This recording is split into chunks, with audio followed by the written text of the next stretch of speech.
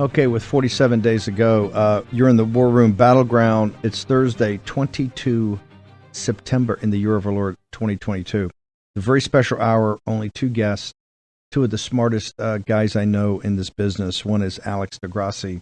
He is the executive director of Team Elise. That is basically Elise Stefanik's political operation. Also, he works very closely, obviously, with the Republican Conference, NRCC, all of that. One of the smartest analytical guys I know, and a young strategist that really gets it. And of course, Richard Baris, the People's Pundit, does a lot of work now for CD Media, also Big Data, his polling operation. Remember, Richard was with us on election night of 3 November in the year of our 2022 and basically called exactly what was going to happen. So we got the great Richard Baris. I want to turn it over to Alex. This is really Alex's first time in the War Room. Alex, I'm going to turn it over to you. You've done a lot of analytical work here, and I want you to go through the analytics, but also the strategy of what happened, because we can feel a tectonic plate shift happening, but this just didn't happen. This was a lot of smart people really focusing on what was important for citizens of the United States and really messaging to voters. So, Alex, why don't you take it? I know you got a number of charts and analysis, so just go with it, sir. Thank you, Steve. Such an honor to be here as a member of the posse, obviously, and in the trenches here in Republican leadership. I think we have begun the great counteroffensive of our time politically. It started on Labor Day. People are kind of looking at what's happening. The Democrats spent July and August spending a lot of money on TV, attacking our candidates, and they really haven't had any hits stick. We've actually kept a lot of our fire to Labor Day, and if you've seen on your TVs, hopefully if you're in one of the 74 targeted battleground seats that we're hitting very hard, we are now outspending the Democrats and hammering them on the issues that are most important to the voters: inflation, security, crime, the border, economics in general, actually also unity and protecting your rights. And we're seeing the numbers move very quickly. I can exclusively say we've seen in our numbers across the board that we've shifted Democrats' unfavorables up over 12% in 2 weeks. That's the average across all targeted Democrat candidates. While our candidates are holding their ground, this is just the beginning, especially as votes begin to get cast in the next coming weeks. Military ballots go out in about a couple days for certain areas, and it's really going to heat up here across the board. We have to stay focused, the signal, not the noise, as everyone knows. People need to dig deep now. We have the opportunity to have the biggest blowout, certainly of my lifetime and possibly yours as well, Steve. And we feel great about it. We are very confident that we have the candidates, the funding, and the message, and the grassroots to get this done. Hang on. I mean, I want to just go back for a second and make sure that the audience understands nomenclature and critical path and process here. It's so important. Elections are always about issue sets and about candidates and campaigns and messaging around that. I want to go back to July and August, and I want to be very specific because there's polling coming out of Vegas today about the Democrats made a bet on I think white college educated women, whereas the Republicans have made a bet on working class Hispanics. I want to go back to July and August, particularly the Democrats came in hard, probably figuring they had to, but their issue set was very different. Walk us through that, and you're saying that they put tons of money in, but really didn't drive it, just a glancing blow. They didn't have a knockout punch. Was it because of the issue set, or because of where they spent the money, the districts they spent, et cetera? Walk us through that for a second before we talk about the great counterpunch that we're seeing here post-Labor Day. Yeah, so certainly they focused obviously on January 6th, abortion as that's come in play. We're just not seeing that as a massive driver. I sent a graphic over to you guys. If you look at NBC poll, this lead was totally buried. They didn't even talk about it in the media. They asked candidates, who are you looking for in a candidate? Who are you looking to support? The candidate that's going to take on the cost of living. We jumped to the second one, so I apologize about that. But we jumped on the cost of living. Are you looking to support the cost of living candidate, or are you looking to support the abortion candidate? When you really look into the numbers, the abortion candidate, it's the Democrat base. It's baked in. We have not only Hispanic voters, but we feel actually very good about white working class, college educated as well. They're feeling the punch, this economic crisis across the country. They're not getting through. They're not getting through to voters. People are not worried about January 6th. They're not worried about these baseless smears on President Trump, the illegitimate witch hunt. it's just not going to work. And we have the issue set because most importantly on midterms, Steve, as you mentioned, presidentials, the presidential candidates are driving out voters.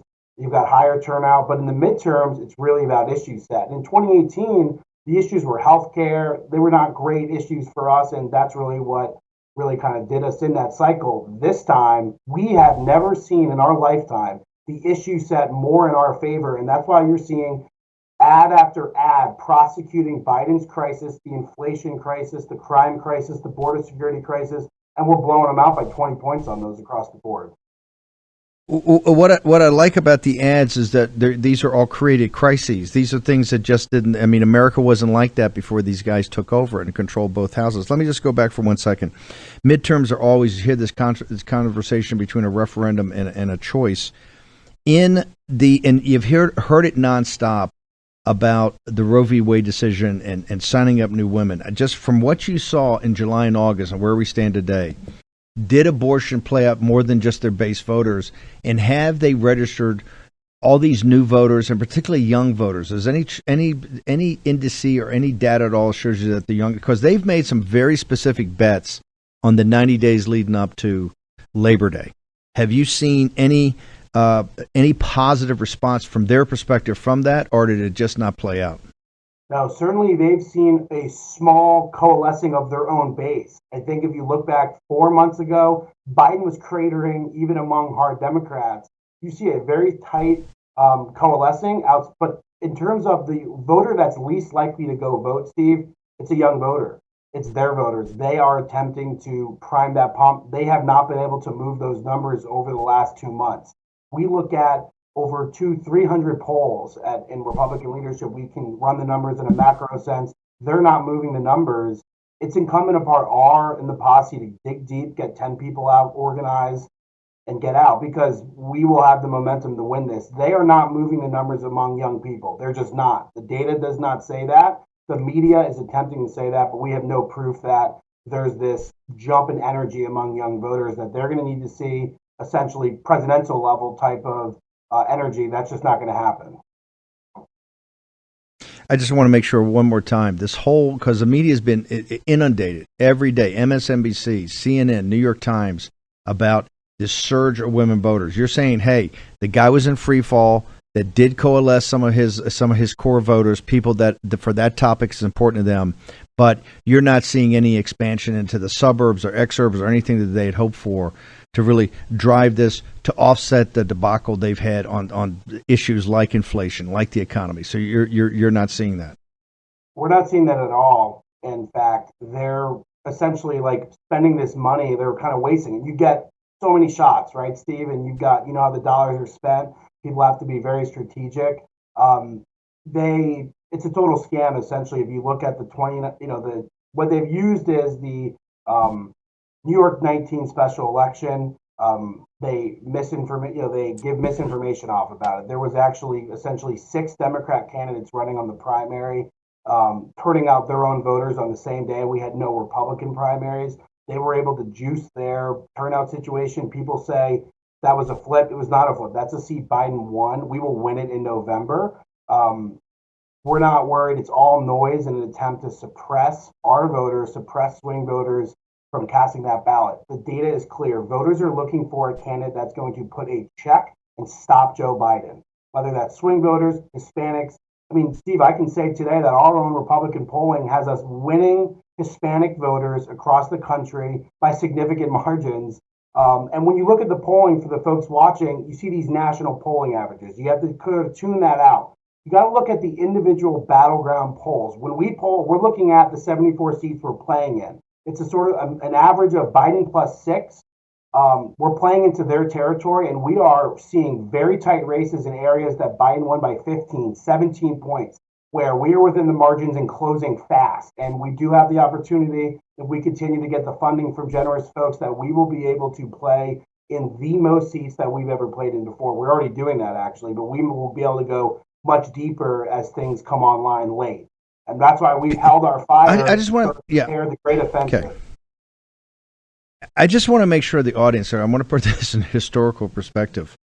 When we had the Newt Gingrich revolution in '94 and you had the Tea Party revolt in 2010. Correct me if I'm wrong, Alex. I think we were dealing off bases of 174, 175 seats.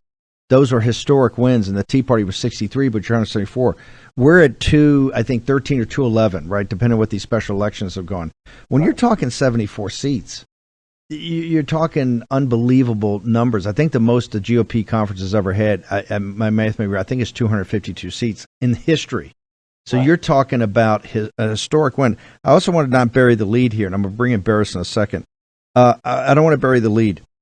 You're saying right now, on the data that you guys are looking at, and you're talking about 200 or 300 polls in these and you're specifically focused on battleground states and battleground districts, and 74 in play, that we're going to win, according to your analysis, we're going to win the majority of the Hispanic vote as it looks right now in those key districts? Absolutely. We are winning. Their number one issue is inflation and crime. The problem is the Democrat issue set, not just the Democrat Party, but Democrat voters, for the most part, are dissociated from the rest of the voters. So Democrat voters, their top issue is also inflation. But then you go into climate change, environment, this January 6th stuff. We're not seeing that with independents. We're not seeing that with Republican swing voters. So you have a situation where the hard left is sort of dissociating and speaking to themselves. Independents, Hispanics, swing voters are falling into our issue sets: inflation, crime, border security, protecting rights, Second Amendment, things like that. That really is what could spell a total disaster for the Democrats, because they're not. I want to go back to the concept of this issue set is what Trump in 2016 was all about. I just want to go to the issue set again by NBC News. Border security, GOP plus 36, crime plus 23, immigration plus 19, economy plus 19, cost of living inflation plus 14, unity, bringing the country together plus 6. When you look at theirs, abortion plus 22, but the other issues don't feel like front burner issues like protecting democracy. And there's not a huge, it's like plus 6. They're just not of this moment of where people are and where people think the country is, particularly the working class. Is that generally the thinking of NRCC and the conference, is that this issue set is what's foremost in front of the American people? That's exactly right. And if you look at the ads, it's inflation, it's cost of living, it's Biden's crises. But most importantly, it's about the Democrat incumbents that have voted with Joe Biden 100%. I'll send you this ad to watch. It's great. We'll put it up at some point. Alyssa Slotkin, she's on a Zoom call, and she's like, in her own words, boy, we're getting used to just spending trillions and trillions of dollars. That's right. We pay. They're spending, we pay. It's their own words. And the Democrats in Congress have gone along with Joe Biden's agenda 100%. You have people that claim to be moderate, 100% with Joe Biden, 100% with Nancy Pelosi. It's frankly real malpractice. It's something that we've sort of sat there thinking, wow, I mean, it's crazy. You would think maybe that they would try to throw these guys a bone, give them some type of independence. But because we did so well in 2020 on the ballot with President Trump and we're able to get those numbers so close, they've been forced to walk the plank, whether it be tax hikes on the middle class with this inflation bill. And I sent over one of the slides. It would be the last one, but only 37% in New York Times polling has voters supporting this Inflation Act. Those numbers are only going to go down as we open fire. We understand only 32% opposed, but most people don't. Even know slow down. I want to make sure we explain that. This is very important because I said that what happened is that the senators realized the game was up. They're going to lose the Senate. This was a payoff for their donors. I mean, this thing's a grab bag of just bizarre spending, right? But they renamed it the Orwellian, right? The Inflation Control Act. I want you to go what you guys focus on immediately. Nobody but the hardest core of the Democratic base who really doesn't understand it supports that, correct? That's what your analysis showed, that, hey, this is not a win for them. We can actually turn this to a loser because it's driving inflation. Was that the theory of the case for you guys? That's exactly right. And so usually when you get these big spending bills where the money's being passed around, you'll get your highest peak of support right after it's passed, right when people get the funding. And then from there, it's all downhill because people, you have the same numbers with the Infrastructure Act, with their earlier bills on Build Back Better. People aren't seeing the economic agenda of Joe Biden help them. They're saying that in the polls. That was another slide I sent over. Voters are not equating Joe Biden, and this is NBC, again, a buried lead. They are not seeing the positive impact on Joe Biden's agenda. And, once we start opening fire and educating voters on what's in these bills, massive bailouts for luxury resorts, different things like that, golf courses, that's in our ads. And so if you look at the ads, we're saying, look, she's spending all the money, Alyssa Slotkin, and she's giving massive handouts to some of these big corporations, and you're paying the price. I want to go back to something before I go to Baris real quickly. You said, which is another massive buried lead, you're right now seeing Biden plus 6 districts, and you think you could get up to, with the money being smartly spent, and focus on driving up their negatives, because you're educating independent and maybe even some moderate Democrat voters, potentially swing voters, to this orgy of spending and the crime wave. You actually said you go to 15 and 17. You believe right now that Republicans going after Democratic incumbents in Biden plus 6 districts is achievable? Oh, absolutely, Steve. What I was saying was we're looking at the 74 seats, and the median margin of those seats is Biden plus 6. And, at one end, you've got a few seats, about 11, that President Trump won. A lot of those we've got locked up. And you're going to start seeing the money move from making sure they win and start going lower on the chain as we press our offensive deeper in the Democrat territory. What I'm saying is we're looking at areas exactly right where, Biden won by 15, 16, 17 even, where, we looked at there might be opportunities as we get closer, and we're going to begin to start spending. Absolutely. If you are a Democrat, I know the DNC is going to be watching this, and you're in an area that you only won by 15 points, you're definitely an endangered, vulnerable Democrat, no doubt about it. One thing before I go to Baris, one more I just got to bring up. People, the team over there does not get a big enough shout out for what you did in 2020. I think it's historic. You were net 14 or net 12 congressional seats. In the eve of the election, remember, they were predicting Pelosi is going to pick up anywhere, I think, from 4 to 6 seats. So I think it was the net 12 or the net 14, which is kind of historic. Look, we're obviously, our theory of the case, it was stolen. It was a net 15 seats. 11 of them were Republican women. My boss, Congresswoman Stefanik, supported. Actually, we'll never forget it. I was sitting on the election night room with Elise Stefanik, and Fox News said, 9 p.m. election night, that Nancy Pelosi is going to hold House 15 seats or whatever, expand. And so they were off by 30, which is significant. But real quick, one of the most important things, our people are so energized. And, the most energized voter, and Morning Consult did an article on this months back, but it still holds true today. The most energized voter, the most energized subset of voter, is the voter that believes the election was stolen in 2020. Our people are energized. The key is going to be get 5 friends, get 10 friends, dig deep, and get them to the polls in person, of course. That's the purpose of today's show, and the kickoff to this with you on here is to make sure that everybody's a force multiplier. Let me go to Richard Baris quickly, because remember, 2 things you do here is kind of the nomenclature, make sure you understand how this polling fits in, the status and the dynamics, but really critical path. Richard, I just want to go to the pre-Labor Day period, because I think your polling showed the same thing. The Democrats took their shot. They knew they had to move early. They took their shot. But do you agree with Alex? They didn't have, forget a knockout punch. They didn't really even land a good punch. It was a glancing blow. Richard Baris. The glancing blow is a better way to characterize it. It's the summertime. People are going on vacations. They're not really locking their views in. I'll tell you when a lot of those views do lock in, Steve. Before the summer. That's the truth of it. That's why George W. Bush in 2004 was so smart to define Kerry as a Northeastern liberal going into April and May of that year, because people tune out.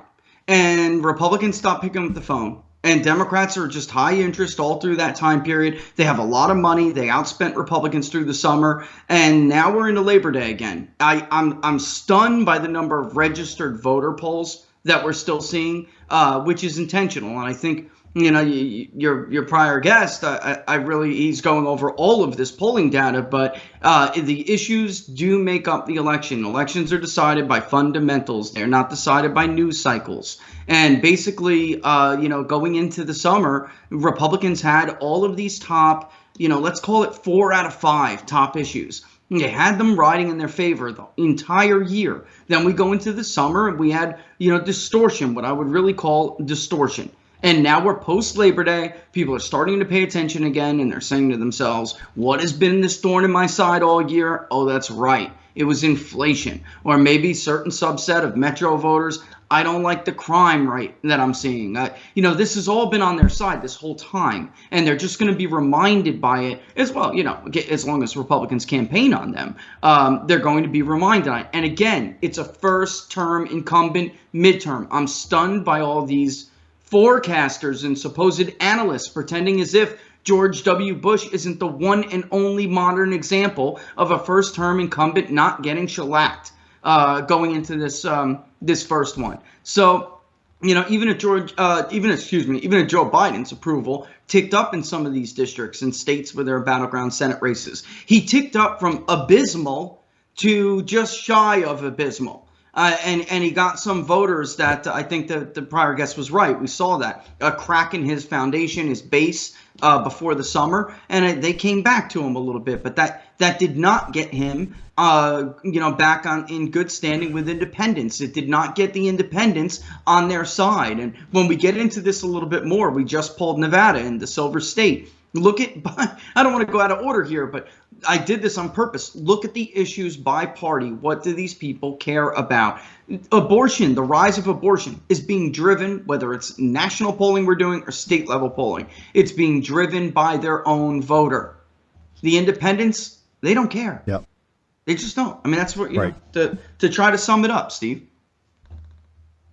Hang on a second. I want to get back to you on Nevada for a second. I want to go back. Alex, to Richard's point, the suppression polls, because I know, and by the way, it takes a lot of courage to sit there and go, we're going to hold our fire, we're going to hold our fire, we're going to hold our fire to after Labor Day, right? Particularly when we see all the news stories in the news cycle and they're saying, hey, Biden's getting more popular. He's had so many successes. But talk about that. These national polls and these kind of suppression polls versus you guys are really looking at the battlegrounds themselves and at the district themselves and how the needle's being moved in there. Alex DeGrasse. That's exactly right, Steve. So when you look at the national polling, right, they're taking in a lot of these big cities. That's not necessarily where we're competing. Some of that gets factored in at some of the Senate races where you've got, Las Vegas, different things. But, we're looking at individual, battleground by battleground. We're looking at these target seats. It's 74 seats. It goes very deep. And, again, these registered polls, like he said, totally a scam, and you need to look at who's likely to vote, of course. And we have a significant enthusiasm gap. And so when we looked at 350 polls that we did in our battleground seats for the last 4 months, we maintain a double-digit advantage on voters that say they are a 10 out of 10 enthusiastic to go vote. And so that really means that we've got the ability to really blow it out. Of course, for the viewers that aren't in the weeds, obviously, on how it's done, when you poll, you have to predict the electorate, right? So maybe you look at 35% Republicans, 30% independents, whatever Democrats, right, equal 100. It's all different everywhere depending on the registration. But if we're able to juice our numbers like President Trump did in 2016, then we'll get real deep, even deeper than we're talking about here on this call. And that really is what the Democrats are worried about. That's why they're trying to suppress, trick, divide, and confuse people into thinking that there's some type of red mirage. It's a total scam. They are in panic mode, in free fall. We've got $40 million more dollars between our Republican leadership, Democrat leadership, and the NRCC and the DCCC. And all of that is laying down now, and it's unlike anything people have seen before in politics, honestly. I want to go to something before break. We got about 2 minutes, so we may not finish. We'll take it over. But is this also show with the redistricting strategy? Because one of the theories of the redistricting strategy, hey, what we try to do here is maybe get some seats that are safer with that. We're not going to have to put money in at the last second, and then we'll have powder dry and be able to use it on that. Is that where you're seeing some of the redistricting strategy that came in early on? That let's get some safe seats, or let's get some seats we don't have to put so much money into, and that leaves you with the ability to actually put lead on the target when it comes down to the home stretch? Yeah, absolutely. So when you look at Texas, Steve, I believe we spent about $20 million defending seats in Texas last cycle. This cycle, we're spending $0, and we're actually digging deep on some of those Biden 15. You look at Myra Flores' seat where we have her in an incredibly strong position to be reelected in the seat that Biden won very overwhelmingly in that new drawn map. And we're on offense in Texas. And so we're able to move some of our money, like you said, and go deep. And so that didn't really get talked in the media a lot. The media talked about, different issues where we had maps overturned by activist Democrat judges. But the reality is redistricting went great for us because we are in a position to dig really deep. We're playing a lot less defense. Real quick, 80% of the money that the Republican Party is spending is on offense. 80% of the Democrat money is on defense. And that alone tells you everything you need to know about this cycle, essentially. The media won't talk about that. Okay, we're going to take a short commercial break here on War Room Battleground. We're going to return with Alex DeGrasse. He is the executive director of Team Elise, that's Stefanik's political team. It works obviously very closely with the NRCC, walking us through these incredible climactic battle for the House of Representatives. And we said the House is everything here. Also, of course, Richard Baris, the People's Pundit. We're going to return in just a moment here in War Room Battleground.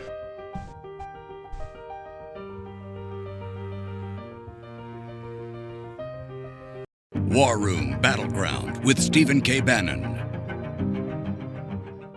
Okay, welcome back. Look, I want to make sure the audience understands something. I say this about 16, that the first guy I reached out to was Reince Priebus. You got to win in a coalition, right? But victory, there is no substitute for victory. What we're trying to, in this introductory kind of kickoff, is to say this is a convergence of a lot of things. This is a redistricting strategy, right? That we were very, involved in and getting people fired up. There was a redistricting, and one of the things people thought through is said, hey, maybe we get more safer seats and then leave these seats that at the end of the day, when you're having the run up, you can really put resources in back of, right, and put them on defense.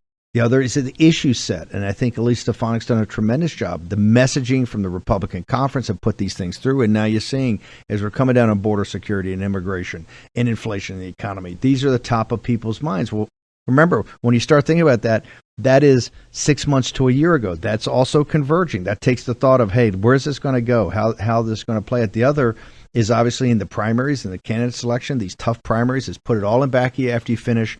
Everybody unite. What Alex just said, the most fired up voters that have been mocked and ridiculed are the people that said the War Room Posse say, hey, this thing was stolen in 2020. We're going to get this back in 2022, and we're going to start making some changes, okay? That also plays into it.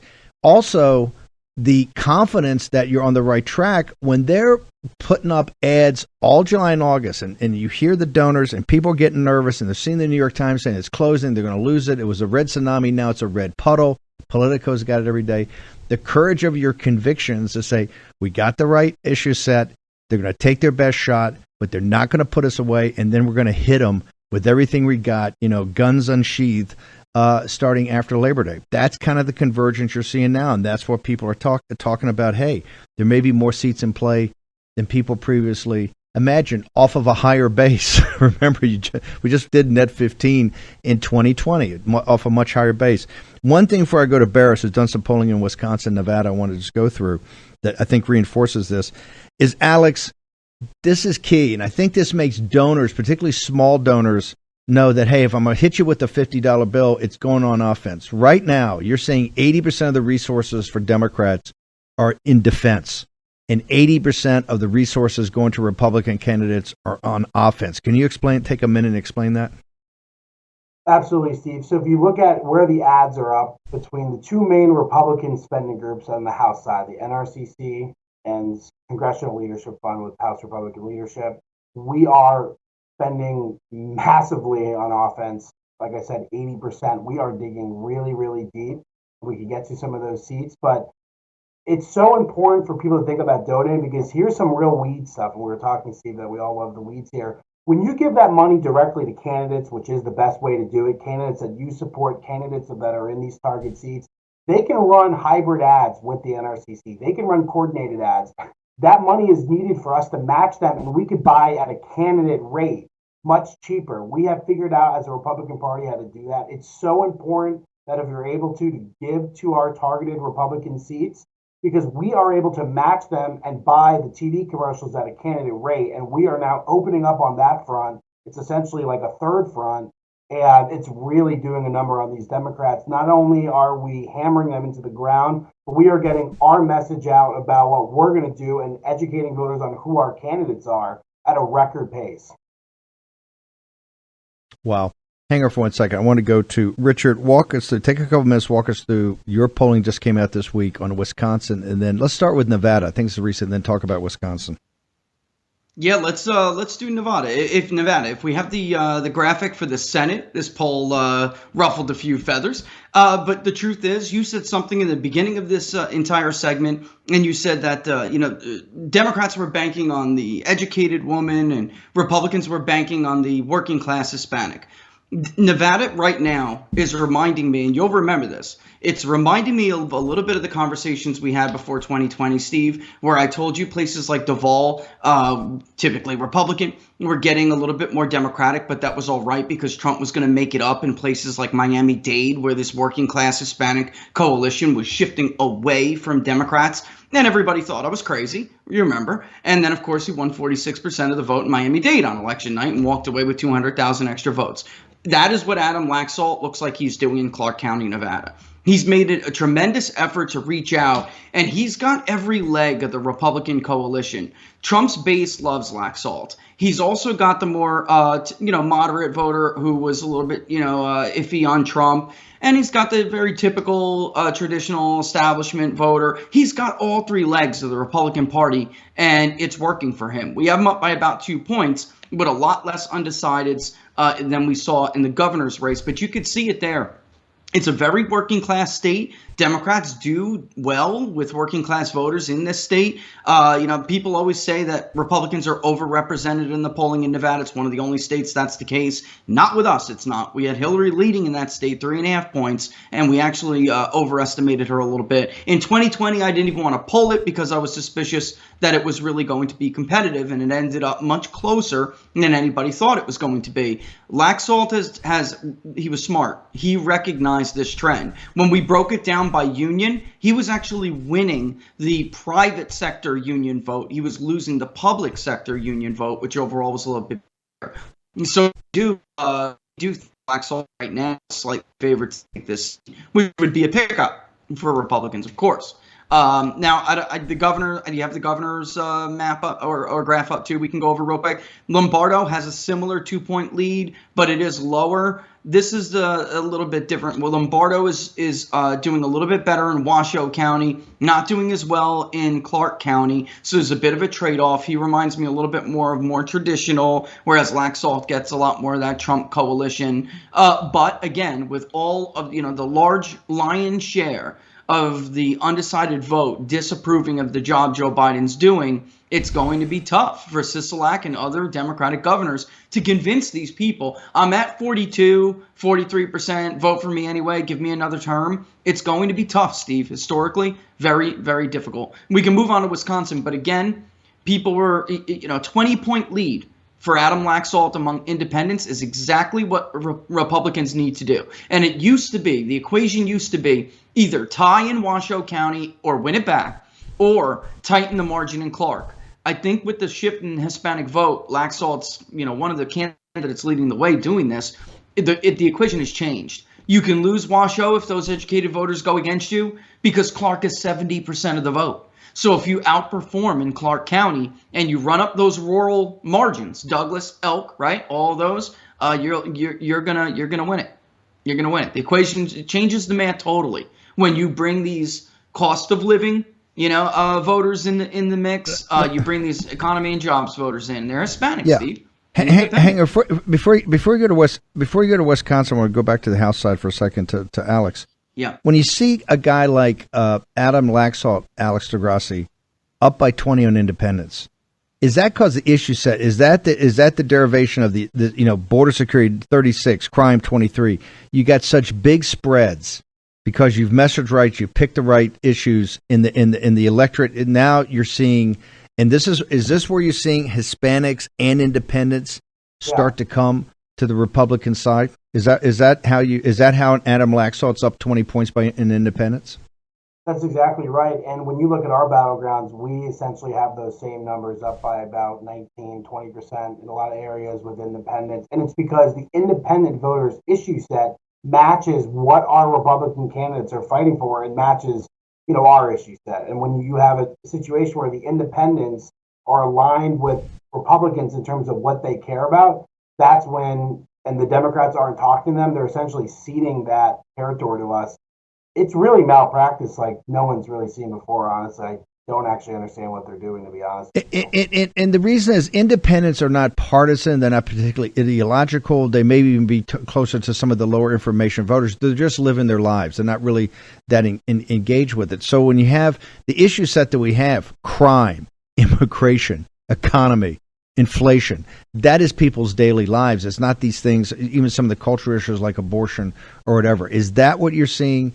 Is that reinforced this kind of, quite frankly, shocking spread you're seeing both in the House and in Baris' Senate of independents looking like they're going to not just vote, but turn out and vote for Republican candidates?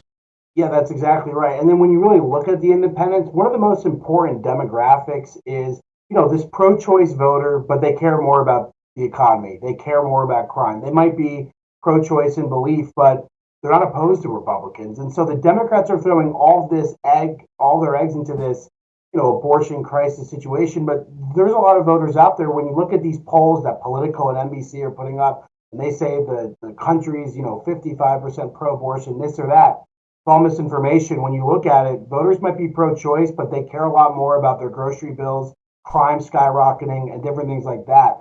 We are honing in on that subset, educating voters, and we are doing very well with that group. And it's a part of the reason why Laxalt, others are in such strong positions as we head into October. When you talk about intensity of voters, and that's in midterms, obviously, guys not at the top of the ticket, but the intensity of voters, particularly people that are still burning with passion on what happened in 3 November of 2020, and you're saying that's one of the big drivers. The Democrats went overboard with this anti-democracy, the J6. Are you seeing in the congressional side, and I'll go to Richard in a second, any traction of that's moving voters to turn out or voters to vote on that topic, sir?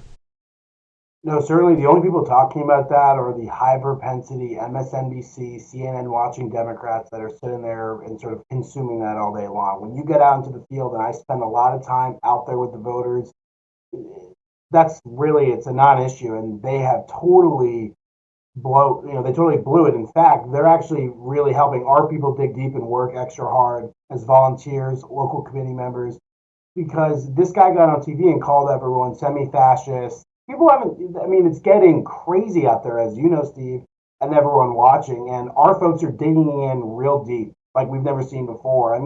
I think about just Elise Stefanik's district. We have like over 10,000 people reaching out to us that are begging for lawn signs. It's just like crazy energy on the ground among our people. We can't even keep up with the amount of signs that people want to put out on their lawn to show support for Elise and the Republicans in general. That's happening everywhere.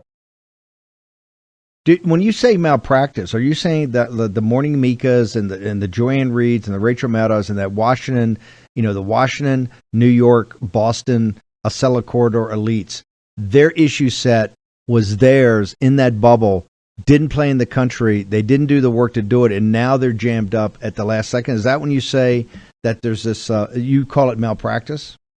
That's exactly right. They have dissociated from essentially the rest of the country. They're off sort of talking in, I guess, la la land, and, independent voters, Republican voters, and a significant amount of Democrat voters are looking for solutions on the crisis facing the country, not this whole, abortion crisis and things like that. Like we showed the slide earlier, 36% of voters are looking for, an abortion candidate. And that's most of the Democrat base when you look at a lot of these seats. And so a vast majority of voters are looking for the candidate that's going to challenge the cost of living. And again, that was taken by NBC, had a lot more Democrats in the poll. Our numbers are even stronger than what NBC has. So we feel good about it. Because NBC weighted to Democrats. Let me go back to Richard Baris. Richard, you just came out with Wisconsin, I think, early in the week. Walk us through Wisconsin.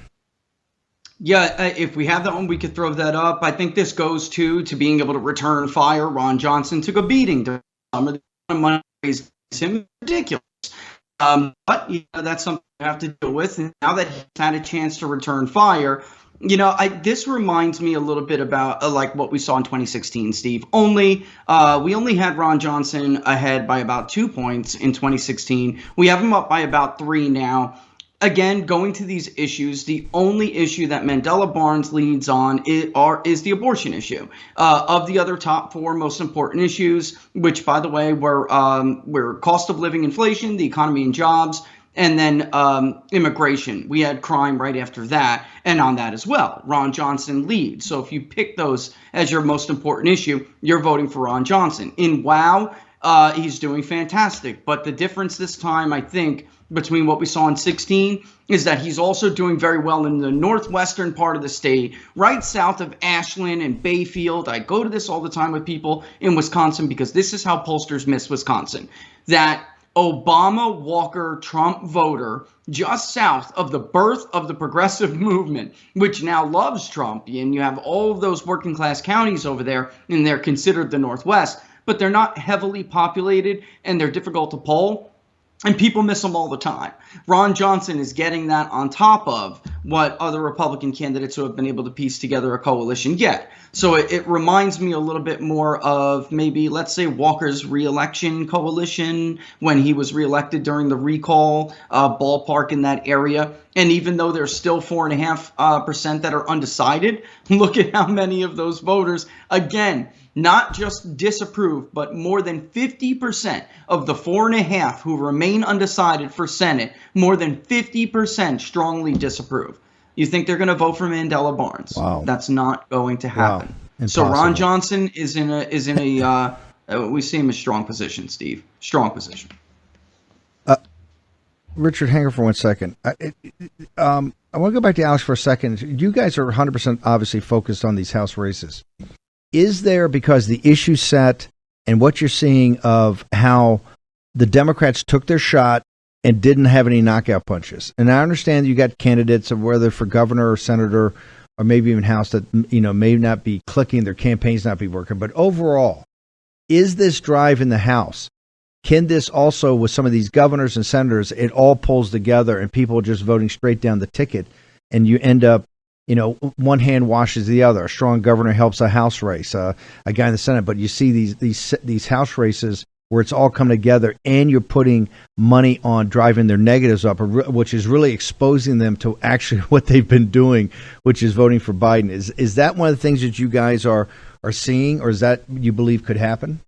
Absolutely, and I'll use Oregon as an example. We've got a situation in Oregon where the Republican governors are pouring in. You've got two Democrats running, one as an independent who's going to split the vote. We're neck and neck, okay? And Republicans are very excited because that's a blue state, very tough to win. So typically, what's the point of my vote? We're never going to win. No. This time, it's all on the line in Oregon. A Republican governor, Portland, heads are going to explode. We have multiple top targeted seats, and I want to use one example. Oregon 5, Lori Chavez DeRemer, she's a Latino woman. She was supported by Elise very early on through EPAC.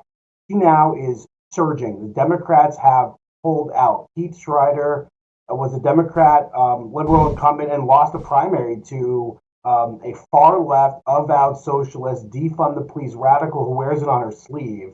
And we're pulverizing her. We're up by 10. We're up by 5. We are winning in a landslide right outside Portland. And so heads are exploding everywhere. We've got multiple target seats in Oregon, and there's areas where we're running real deep, and people are having a meltdown about it. And when you talk about the 80%, 20% where we're spending, when we start digging deep, the Dems are going to turn on each other and go ballistic because they're going to start cutting these guys out, cutting them loose. And it's going to get crazy on their side when they are faced to make tough decisions on who to save and who to let go down on the battlefield. Alex, we've got so much more to go through. We're going to figure out how to do it. This has been a great introductory. First off, how do people get to Elise, her campaign, Team Elise, and also how do they get to her social media and then yours also? You go to EliseForCongress.com. Her page, Elise Stefanik, Truth Getter, Facebook, Twitter, all that. Myself, DeGrasse 81 on Twitter, Truth Getter, all of that. We need the money. With the money that gets sent to Elise's campaign account, You can check the FEC. We shovel that right out the door directly to candidates that matter, directly to the party in target areas. And that money goes into the general fund, and we're able to buy that candidate rate, which is critical as opposed to a super PAC that has to spend at a much higher rate per TV ad. So we've got the real smart tactics. We appreciate it. Everyone, Steve, what an honor to be on, and I appreciate it. No, so once again, where do people go? If people want to find out more about this and potentially donate and to get more information, where do they go? You can go to nrcc.org would be another one. They've got the map. They've got what seats we're targeting. You can make donations directly to our targeted candidates. You can kind of click, where you want to go. We've got 74 targeted seats. And just real quickly, 3 of them are in areas that Trump won by 10%. We only need 5. There's the chart. If we can get that bigger, possible. But, 6 of them are in areas that Trump won between 5 to 10. 7 of them between 0 to 5. We feel great about all those, and it goes real deep down to Biden plus over 10%. And a lot of those are open seats in that Biden plus 10 because the Democrats have abandoned their district because they know they're going down. Alex DeGrasse, thank you very much. Honored to have you on here. Fantastic presentation. First of many, I'm sure. Richard, you've been out. You've got other polling that's going to come out. How do people get to the People's Pundit? How do they get to your locals? Best place to follow me is on Locals. It's peoplespundit.locals.com. And basically you can find everything there. The Nevada poll that was done through the Public Polling Project, but that's always shared on Locals as well. And then I'm on Truth and Getter at People's Pundit and on Twitter at Peoples_Pundit. But Locals really is the collective of it all, Steve. peoplespundit.locals.com. With doing CD media and big data, people just want to know, you're going to be dropping other states as we go on. I know you've done 2 before the Labor Day, 3 after Labor Day. Do people expect more of these battleground states to come out, Richard Baris? Yes, they can, for both CD media and for locals. We're going to do Arizona. We're going to do Georgia again. Stay tuned. Richard Baris, you're fantastic. The People's Pundit. Okay, we're going to be back tomorrow morning at 10 o'clock. I hope this got you jacked up because it's all come together, but it all depends on you. This is all about you. With the strategy, all of it, it's you. See you tomorrow morning at 10.